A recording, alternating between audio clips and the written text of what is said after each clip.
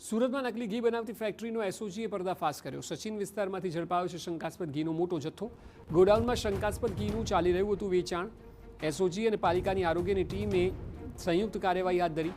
અંદાજિત 2000 કિલોથી વધુ શંકાસ્પદ ઘીનો જથ્થો જપ્ત થયો। 1700 કિલો રો મટીરિયલનો જથ્થો પણ જપ્ત કરવામાં આવ્યો છે। કુલ 36 લાખનો મુદ્દામાલ જપ્ત કરાયો છે।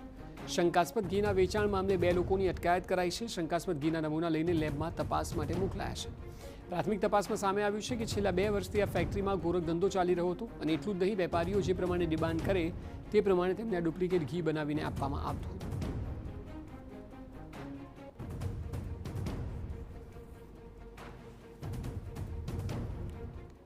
આખી વનસ્પતિ તેલ તથા પામ ઓઇલ, વનસ્પતિ ઘી, ફેટ સ્પ્રેડ, બટર, રાસાયણિક તત્વો અને એસેન્સ બધું નાખી અને બનાવતા હતા।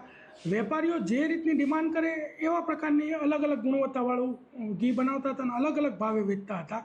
600 થી 650ના ભાવે આ લોકો હોલસેલમાં વેચતા હતા, ત્યારબાદ 1000 રૂપિયા સુધી છૂટકમાં વેચતા હતા। વિદુર કાવ ઘીના નામે આ લોકો બનાવતા હતા। 2 વર્ષથી આ પ્રવૃત્તિ કરતા હતા।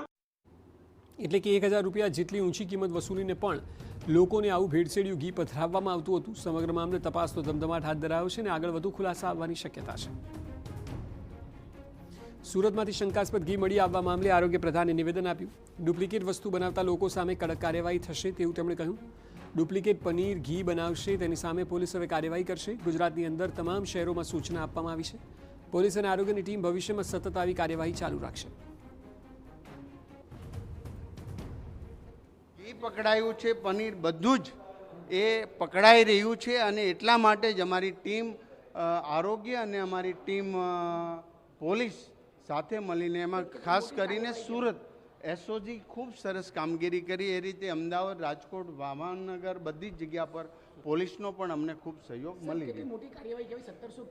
યસ, આ રીતે હજી અનેક કાર્યવાહી શરૂ છે અને કરી રહ્યા છે।